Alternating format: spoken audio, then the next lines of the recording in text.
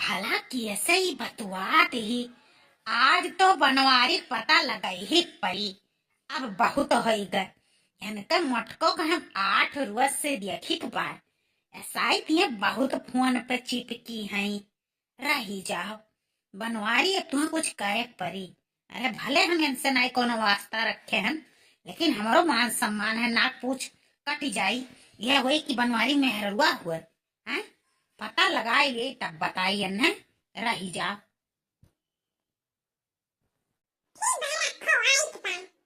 रही जाओ मटका रही जाओ। तू ऐसा ही तो पंख फैलाए खूब उड़ता है। तनिक भर हमार चूक का होगा ये फैलाए नहीं अपन पंख। अरे बाप रे बाप ये तना ये है ठीक बात। तो हमारो नाम बनवारी है। चलो तू कितना दिन उड़बू चलो।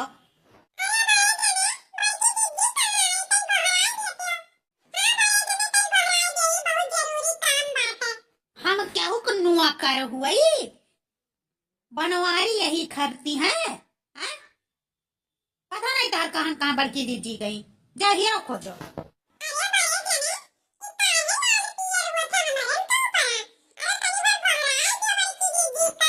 तोहार बड़की जीजी ये शायद पंख बहुत ज्यादा फैलाए हैं। बहुत उड़ती ही तोहार बड़की जीजी। ना हमें तोहार बड़की जीजी कुछ बतावे और ना हम जानी तोहार बड़की जीजी कहाँ है। जाओ हीरो वही और कहूँ गई हैं।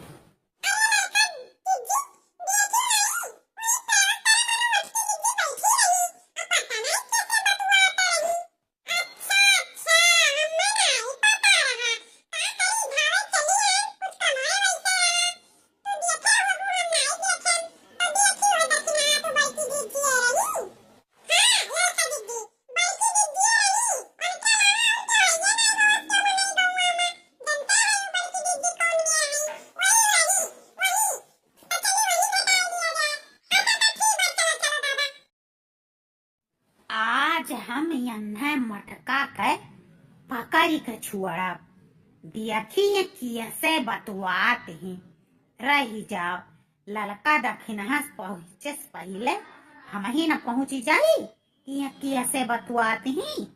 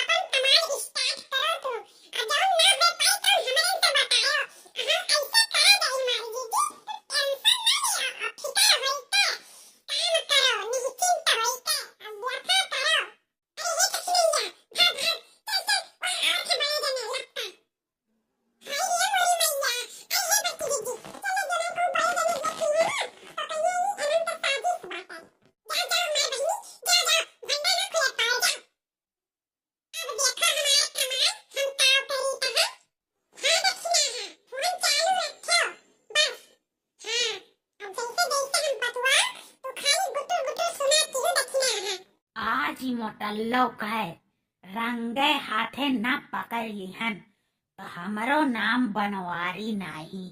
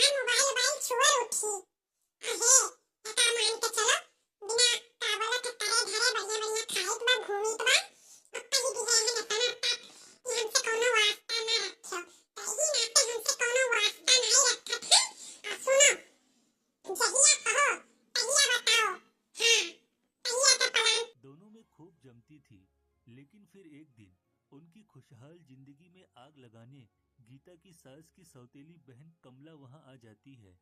अरे कमला, तू इस तरह अचानक कैसे आ गई? एक फोन कर देती तो मैं मनोज को तुझे लेने के लिए स्टेशन पर भेज देती। अरे तुझसे मिले बहुत दिन हो गए थे। तू तो गांव आने से रही, तो मैंने सोचा मैं ही तुझसे आकर मिल लूं। तभी कमला पूरे घर को देखती है। अरे वाह, घर तो बड़ा शानदार है। फिर कमला सामने खड़ी गीता को देखते हुए कहती है। अरे बहू, तूने साड़ी तो बहुत सुंदर पहन रखी है, कहीं शादी में जा रही है क्या? अरे नहीं नहीं, ये साड़ी तो आज ही मैं बाजार से खरीद कर लाई हूँ अपनी बहू के लिए। क्यों, मेरी पसंद अच्छी है ना? दोनों सास बहू का प्यार देखकर कमला मन ही मन सोचती है। अरे लड़ाई झगड़े का दूसरा नाम ही सास बहू है, लेकिन यहाँ तो रामायण उल्टी चल रही है। दोनों एक दूसरे के साथ कितना मिलजुल कर रहती है। मुझे ही कुछ करना पड़ेगा। फिर अगले दिन गीता रसोई घर में खाना बना रही थी। तभी कमला उसके पास जाकर कहती है। अरे वाह, बड़ी अच्छी खुशबू आ रही है। क्या बना रही है बहू? आलू के पराठे बना रही हूँ माँ जी। कमला इधर उधर देखती है, फिर धीरे से गीता से कहती है। अरे जिस दिन से मैं इस घर में आई हूँ मैं रोज देखती हूँ तू अकेले ही घर का सारा काम करती है। मुझे तो तुझ पर बड़ा तरस आता है। अरे तू अपनी सास से भी कुछ काम करवा लिया कर। गीता मुस्कुरा कर जवाब देती है। अरे माँ जी, मेरे होते हुए भला मेरी सास को काम करने की क्या जरूरत है? अरे बहू, तू अभी नई नई इस घर में आई है, तुझे कुछ नहीं पता। मैं तो तुझे बुजुर्ग होने के नाते समझा रही हूँ। मैंने अपने ये बाल धूप में सफेद नहीं किए। लेकिन माँ जी। अरे चुप कर। मैं दुनियादारी देख कर बैठी हूँ। मैं अपनी बहन को अच्छी तरह जानती हूँ। कल ही वो मुझसे कह रही थी कि जब से गीता इस घर में शादी करके आई है तब से हमारा एक नौकरानी का खर्चा बच गया। गीता हैरानी से कमला से पूछती है। क्या सच में माँ जी मेरे बारे में ऐसा सोचती है? हाँ बहू, बिल्कुल ऐसा सोचती है। अरे मैं तो तुझे अपनी बेटी की तरह मानती हूँ, इसीलिए तुझे समझाने आ गई। आगे तेरी मर्जी। इतना कहकर कमला वहां से चली जाती है। फिर उसी शाम जब गीता की सास बाजार से सब्जियां लेकर घर आती है, तो उसे देखकर कमला मुंह बनाकर कहती है। अरे क्या हुआ बहन, आज तूने बाजार से आने में बहुत देर कर दी। अब क्या बताऊं कमला, आजकल मेरे घुटनों में बहुत दर्द रहता है, ठीक से चला भी नहीं जाता। हाँ तो अब क्या पछता रही है? इसमें आखिर गलती तो तेरी ही है ना। बहू के होते हुए सास अगर घर में नौकरानी की तरह काम करे तो उसका तो यही हाल होता है। लेकिन मेरी बहू अकेले घर के काम करे। ठीक बा। हाँ, स्कूल में पढ़ावे जवन बा, वही तरह बैठी है। रही जाओ मोटल्ला। अरे ये भी तो ठीक नहीं है ना। अरे कभी गांव आकर देख, हम सास अपनी बहुओं को तलवार की धार पर रखती हैं, और यहाँ तेरी बहू सारा दिन दूसरी औरतों से तेरी बुराई करती रहती है। अरे ये तू क्या कह रही है? मेरी बहू मेरे बारे में ऐसी बातें कभी नहीं कर सकती। अरे तू तो मेरी बहन है, भला तुझसे मैं झूठ क्यों बोलूंगी? मैं तो तेरे भले के लिए बोल रही हूँ। फिर गीता की सास कमला की बातें सुनकर सोच में पड़ जाती है, और तभी मौका पाकर कमला वहां से चली जाती है। फिर अगले दिन से कमला रोज दोनों सास बहू को एक दूसरे के खिलाफ भड़काना शुरू कर देती है। अरे बहन, मैंने सुना है तेरे शहर का बाजार बहुत बड़ा है और वहाँ दुनिया भर की सभी चीजें मिलती हैं। मैं सोच रही थी कि क्यों ना चलकर आज बाजार घुमाते हैं। अच्छा ठीक है, मैं अभी बहू से पैसे लेकर आती हूँ, फिर हम दोनों चलते हैं। तभी विमला मुंह बनाकर कहती है। अरे तू कैसी सास है जो अपनी बहू से पैसे मांगती है? तुझे शर्म नहीं आती? मैं तो समझती थी कि तू इस घर की मालकिन है। खैर, आखिरकार तेरी बहू सच ही कहती है, तू इस घर में किसी नौकरानी से कम नहीं है। यह सुनकर गीता की सास का खून खौल उठता है, और वह गीता से तिजोरी की चाबी मांगने पहुंच जाती है। लेकिन गीता तिजोरी की चाबी देने से इनकार कर देती है, और फिर देखते ही देखते दोनों के बीच झगड़ा शुरू हो जाता है। आखिर मेरा नाम भी कमला है। मैं जो बात एक बार ठान लेती हूँ उसे करके दिखाती हूँ। आखिरकार इस घर की शांति भंग हो ही गई। उसी वक्त मनोज भी घर आ जाता है। अपनी माँ और पत्नी को इस तरह लड़ते देख उसे बहुत ताज्जुब होता है। तभी मनोज की नजर अपनी मौसी पर पड़ती है, जो एक कोने में खड़ी मुस्कुरा रही थी। मनोज समझ जाता है कि यह सब उसकी मौसी का किया धरा है। उसके बाद मनोज अपनी मौसी को सबक सिखाने का फैसला करता है। फिर उसी शाम मनोज अपनी मौसी की बहू मंजू को फोन करके सारी बात बता देता है और उसे तुरंत अपने घर आने के लिए कहता है। अगले दिन विमला की बहू मंजू वहां आ जाती है और आते ही विमला को डांटने लगती है। अरे वाह माँ जी, आप तो एक नंबर की झूठी हैं। मुझसे कह के आई थी कि मैं तीर्थ यात्रा पर जा रही हूँ, लेकिन आप तो यहाँ मजे मार रही हैं। तभी गीता और उसकी सास भी वहां आ जाती है। उन्हें देखकर विमला झिझकते हुए अपनी बहू से कहती है। अरे बहू, तू तो बेकार में नाराज हो रही है। मैं तो बस आने ही वाली थी। अरे माँ जी, मैं आपको अच्छी तरह जानती हूँ। लोगों के घरों में आग लगाने के अलावा आप करती ही क्या है? ये तो अच्छा हुआ कि रात को मनोज भैया ने मुझे फोन करके सब बता दिया। कम से कम इन लोगों को तो चैन से रहने दो। बहुत हो गया, अब भी के अब भी आप घर चलिए। विमला अपनी बहू के डर से उसी वक्त अपना सारा सामान उठाकर उसके साथ चली जाती है। गीता और उसकी सास समझ जाती है कि विमला उन दोनों को भड़काकर अलग करना चाहती थी। उस दिन से गीता और उसकी सास कसम खाती है कि वह जिंदगी में फिर कभी किसी बाहर वाले की बातों में नहीं आएगी। रही जाओ। अब भाई तुम्हें बताई थे, तू जौन ई कर्म करत हियो ना, देखो हम काव करी थे। ये जानत रही बनवारी कुछ पता नहीं निकाल पाई है। इनाई जानत ही बनवारी से कुछ भी छुप नहीं सकत है। अच्छा ठीक बा, रखो खाना। नहीं तो देर हो जाए तो ये वही कहाँ रहेली, कैसे बतवात रही, काव करत रही। अपन दुनिया की इंक्वायरी हुए लागी, अब बहिरे लगी है ना, तो नहीं ठीक बात है। ठीक बा, रखो, बाद में फिर बतवावा जाई। करे चुलबुलावा कमाई, ये कैसे ते बतुआत है?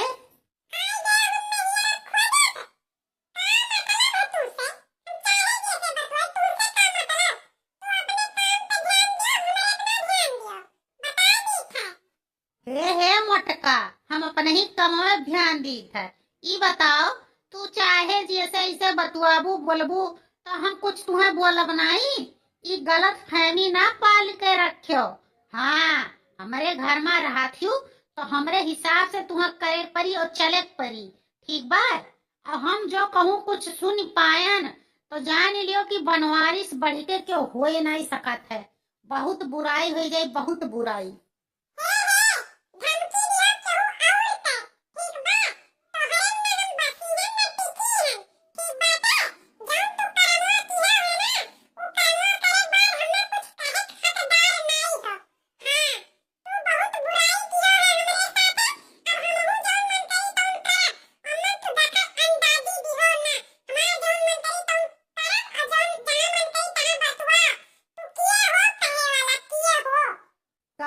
कहियो किए हुई हम मने हो देखो, मर्द तोहार हम कुछ कही नहीं सकी थे।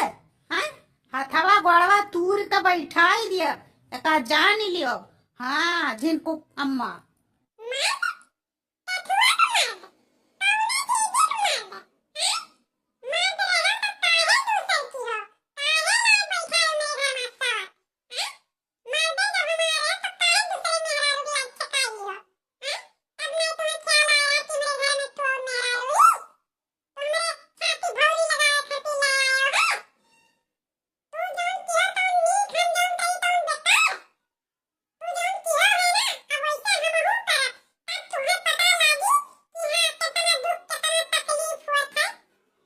बात तो ये बराबर कहा थी।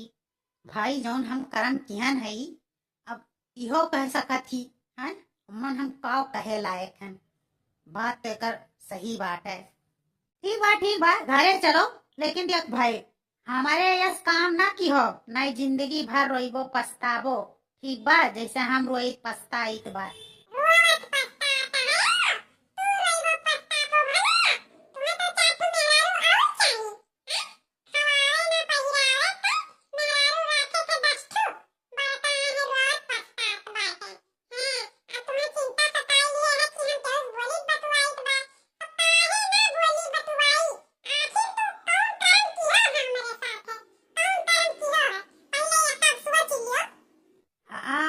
तो तोहार बतिया सही बात, लेकिन देखो चुलबुल कमाई, हमार बड़ा नाव है।